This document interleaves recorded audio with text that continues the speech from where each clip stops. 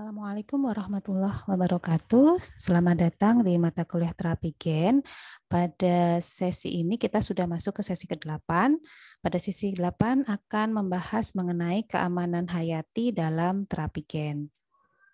Kemampuan akhir yang diharapkan dari kalian setelah mengikuti perkuliahan ini adalah kalian dapat menjelaskan pentingnya keselamatan hayati dalam pelaksanaan terapi gen dan juga dapat menjelaskan mekanisme mutagenesis dalam terapi gen.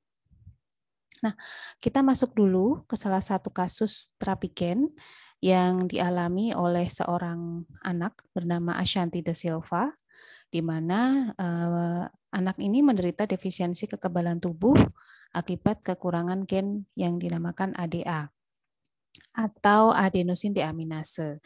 Penyakit ini merupakan salah satu bentuk SCID atau Severe Combined Immunodeficiency, sehingga penderitanya mengalami penurunan kekebalan tubuh. Ya, jadi dia tidak tahan terhadap penyakit-penyakit yang ringan sekalipun.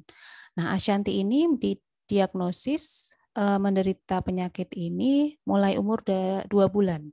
Kemudian dia mendapat terapi PEG-ADA, namun efektivitasnya setelah beberapa tahun semakin berkurang, sehingga jika tidak mendapatkan perawatan yang lebih baik, bisa mengakibatkan kematian, atau setidaknya dia akan terisolasi dari dunia luar karena kekebalan tubuhnya sangat rendah.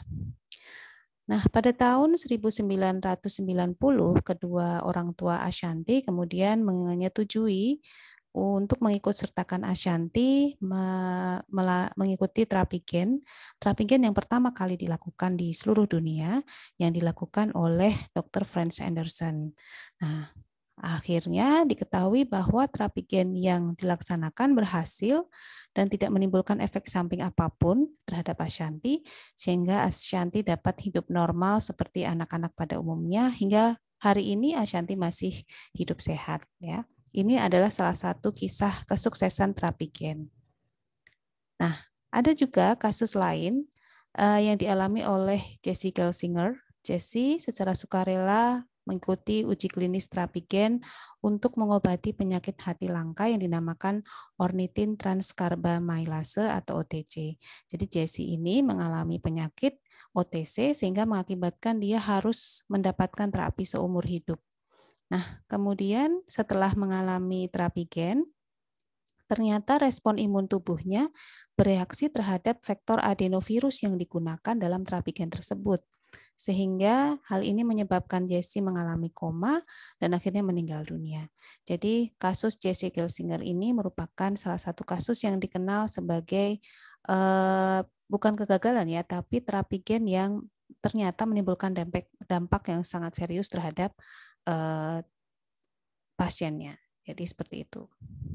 Nah, jadi pertanyaan selanjutnya, apakah terapi gen itu aman atau apakah ada manfaatnya dibandingkan dengan resiko yang bisa dihadapi oleh si pasien tersebut? Ya, jadi ada pertanyaan-pertanyaan ini yang timbul setelah beberapa kali uji coba terapi gen.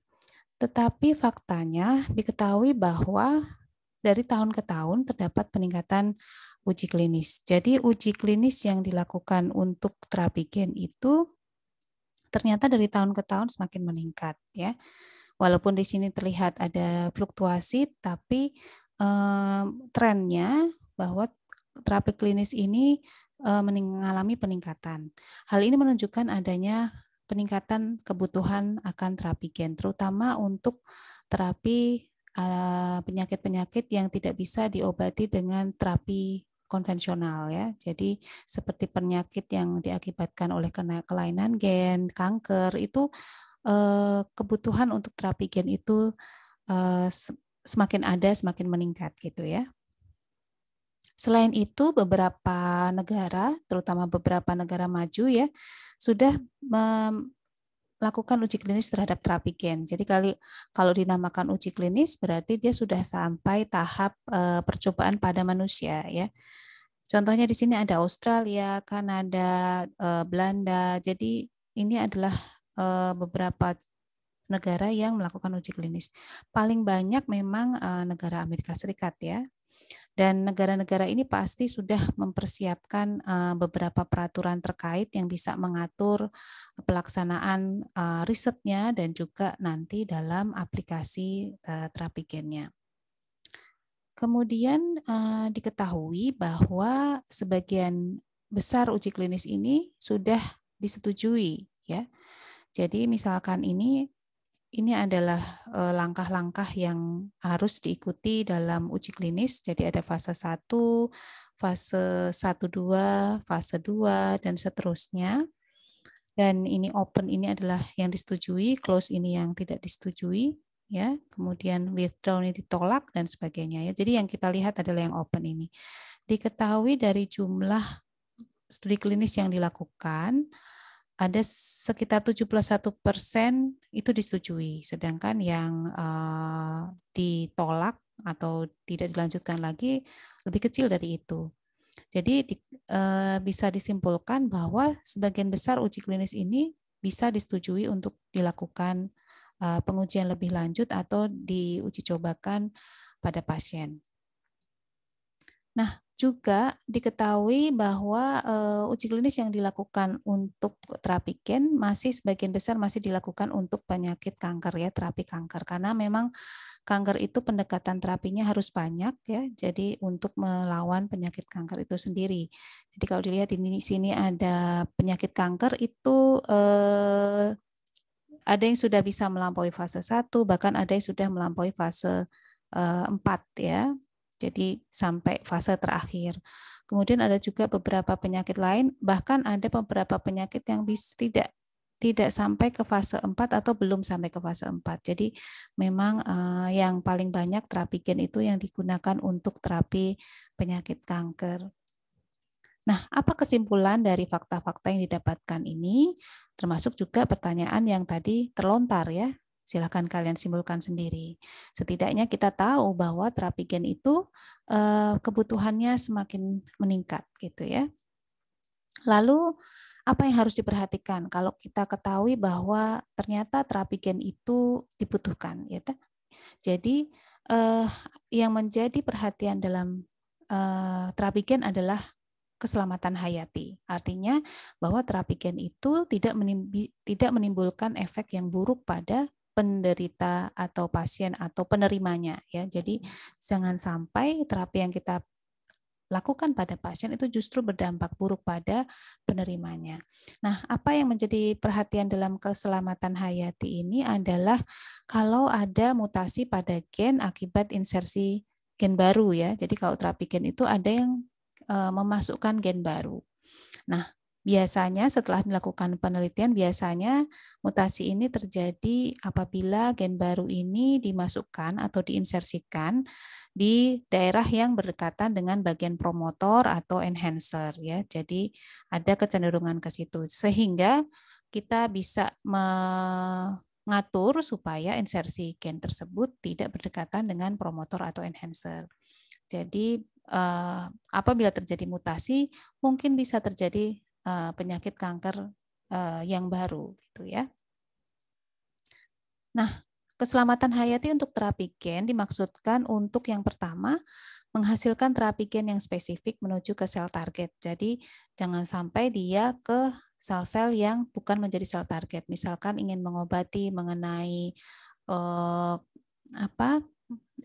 penyakit tertentu yang diakibatkan oleh abnormalitas pada sel tertentu, maka itulah yang disasar, bukan ke sel yang lain yang sehat. Kemudian tidak menghasilkan virus yang baru. Ya, ini berhubungan dengan biasanya dengan vektor, ya, dengan vektor yang digunakan dalam terapi gen. Nah, kita tahu bahwa vektor yang bisa digunakan adalah vektor virus, ya. Nah, jangan sampai vektor virus yang dipakai ini malah menimbulkan atau mengakibatkan terjadinya infeksi virus baru akibat dari penggunaan vektor tersebut. Kemudian juga mengetahui respon imun terhadap gen baru atau transgen dan vektornya. Jadi kalau kita menggunakan vektor dan insersi gen yang baru, kita harus tahu respon imun dari si pasien ini seperti apa, gitu, ya. Itu tentu saja bisa diminimalisir dengan penggunaan uji coba pada hewan, ya. Kemudian menghindarkan terjadinya mutasi pada germline cell, ya. Kalau dia bisa masuk sampai ke germline cell dan menghindarkan penyebaran vektor ke seluruh tubuh yang berdampak buruk. Jadi seperti kasusnya Jesse Gelsinger tadi ya, kalau si vektor itu ternyata bisa menimbulkan infeksi baru dan bahkan bersifat sistemik, maka ini bisa mengakibatkan dampak yang buruk. Nah, beberapa hal yang bisa dilakukan untuk menghindari mutasi gen. Jadi mutasi gen karena terapi gen disebut genotoksisitas ya. Jadi toksisitas karena adanya gen baru. Nah, ini adalah istilah baru ya. Nah, yang pertama yang bisa kita lakukan adalah pemetaan tempat insersi gen pada genom. Jadi ini bisa dibantu dengan penggunaan beberapa perangkat lunak seperti integration map, SIGMAP, dan QuickMap ya. Jadi selain percobaan di laboratorium, kita juga bisa menggunakan analisis bioinformatika. Kemudian juga analisis transkriptom dan epigenom. Ini juga bisa menggunakan perangkat lunak ya, seperti gen ontologi, genomic dan bioinformatics, genomic and bioinformatics. Jadi gabungan antara pekerjaan secara lab basah dengan bioinformatics. Kemudian juga mengkarakterisasi genom yang telah dimodifikasi, yaitu dengan metode microarray. Jadi ini menggunakan penggunaan lab basah. Ya. Apakah ada tindakan-tindakan lain untuk meminimalisasi genotoksisitas? Tentu saja kita bisa menggunakan atau mengatur penggunaan vektor. Jadi vektor yang kita gunakan untuk gene delivery itu bisa menggunakan vektor yang tidak dapat bereplikasi. Jadi kita harus mempertimbangkan hal itu. Juga bagaimana vektor ini bisa terinaktivasi secara otomatis setelah masuk ke dalam sel. Juga bisa melakukan metode namanya kromatin insulator. Jadi kromatin insulator ini merupakan suatu pelindung kromatin supaya tidak terjadi mutasi terhadap daerah-daerah yang sensitif. Kemudian juga kita berusaha menggunakan vektor non-virus, walaupun vektor virus itu juga memiliki kelebihan dibanding vektor non-virus, tetapi kita mencoba untuk memaksimalkan penggunaan vektor non-virus, atau bisa juga kita menggunakan vektor-vektor baru yang baru ditemukan dan bersifat lebih aman dibandingkan dengan vektor virus. Nah, ini tadi sedikit penggambaran mengenai kromatin insulator ya. Jadi ini adalah daerah close, daerah open, daerah close lagi. Daerah open ini adalah daerah yang sensitif, jadi apabila ini mengalami perubahan akibat terapi gen, maka ini bisa mengakibatkan mutasi. Jadi apa yang dilakukan, kita bisa menambahkan kromatin insulator di sini. Dia bisa bersifat barrier insulator, artinya dia menghambat proses silencing gen yang ada pada daerah open ini. Jadi misalkan di sini ada karena terapi gen ya, jadi bisa terjadi mekanisme silencing sehingga ya ini tidak bisa berdampak ke daerah yang open ini ya. Atau bisa juga menggunakan kromatin yang bersifat kromatin insulator yang bersifat enhancer blocking. Jadi kebalikannya untuk menghindarkan dampak enhancer dari proses terapi atau proses insersi gen ke dalam kromatin atau ke dalam genom yang baru sehingga terhadap genom ya sehingga tidak terjadi proses ekspresi yang berlebihan ya. Jadi ada dua mekanisme, ada barrier insulator dan ada enhancer blocking insulator. Ya. Demikian pembahasan kita mengenai keamanan hayati dalam terapi gen. Semoga bermanfaat. Wassalamualaikum warahmatullahi wabarakatuh.